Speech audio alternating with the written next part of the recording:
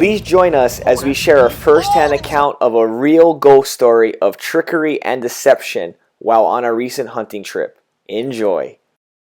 This story begins by taking a small aircraft from the busy, densely populated Honolulu to a smaller, more rural island named Lanai. Lanai is the 6th largest main Hawaiian island. Access deer were first brought to the Hawaiian Islands from India in the 1860s as a gift to King Kamehameha V. Later released on Lanai in the 1920s. Local families here now rely on sustainable hunting and also the ocean's bounties. And that is what brings us here today.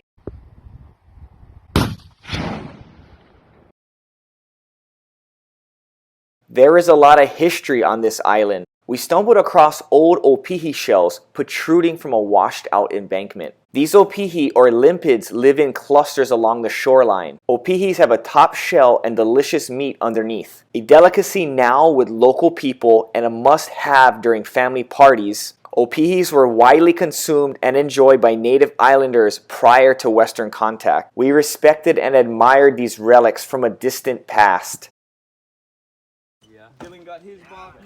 We got lucky and harvested a nice young buck. We're gonna grab some lunch and head back out. Lunch today consists of 2 scoop rice, dinuguan, which is a Filipino dish of stewed meat, organs simmered in a gravy of pig blood, garlic, and vinegar, and a local favorite, tripe stew. Yee-hoo! We're now on our way to try another hunting spot.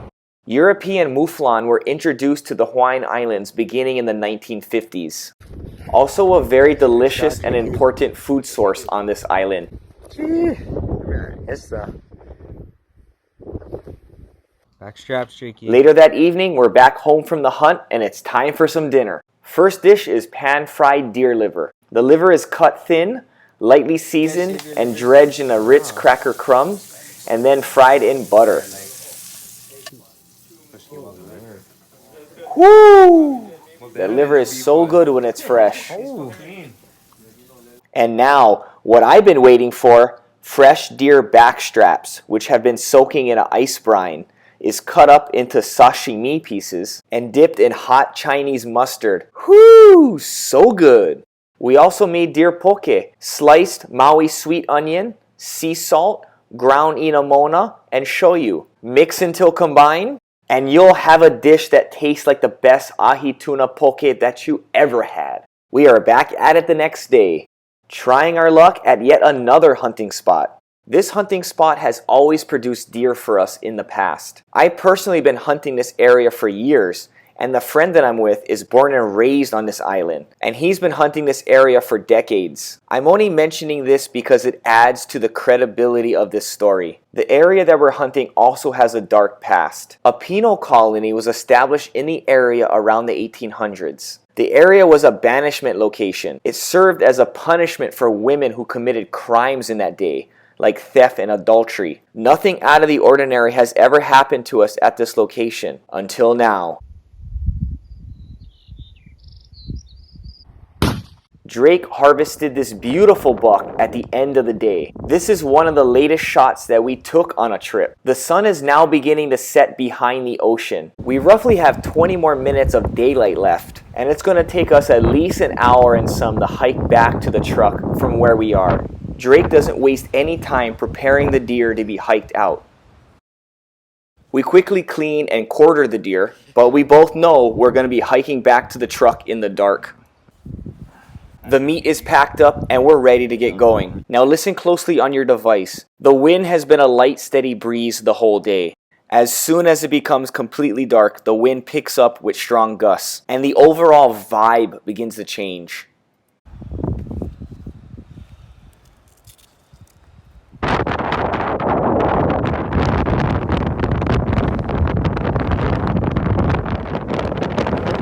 There is something in the air that feels a little off. We mention this, but we think nothing of it as we press on hiking back to the truck. Over an hour, we finally reach the truck. Relieved, the hard part is over. Now all we have to do is drive back out the same dirt road that we drove in from. You know, the same familiar dirt road that we've driven on numerous times over all those years hunting at this spot.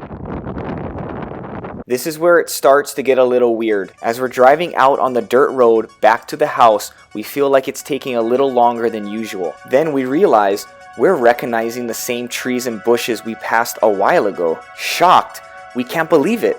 We drove in a circle. We kinda awkwardly laughed and said this road goes straight. We continue driving, passing the same trees and same bushes. Again, Drake, who was born and raised on this island, said something isn't right. That's when I started to get worried. This whole situation felt like something was playing tricks with us. We started to drive faster down this dark road, passing the exact same spot over and over again. We check our phones, no reception, GPS isn't working, we keep driving, picking up the pace, all the while ending up at the exact same spot that we drove past only minutes before. It felt like we were losing our mind. This has to be the way out. There's only one road out of here. The strong wind still gusting through the darkness. Looking out the window, I see a glow of a light through the bushes. At first, I thought it was the headlights reflecting off a game management sign. Then it appears to be getting closer and following us. Before I can point this out, I look again, and now I can see a shape of a woman. I swear it looks like a woman glowing from the waist. I quickly look away out of fear, not knowing what I just saw. My mind is racing and my heart is pounding. Just then, the wind becomes still. We can see the lights from the town in the distance. We keep driving. The straight dirt road that we've been driving on this whole time merges with another road that is clearly taking us back to town. Shaken, but relieved, we're heading back to the house. We don't know what just happened. This next scene is what happened when we got back to the house. To home. What? Yeah. How the fuck? It was like we were driving in circles. We were just driving in circles.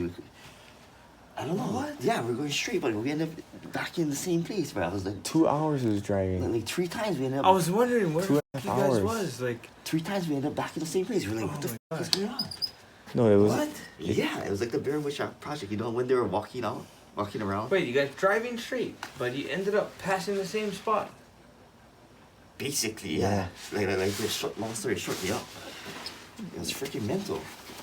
Something was playing. It's like it was playing with us. Bruh. Like We were was just staying like was everywhere. tricking. Bro, this is a nice buck.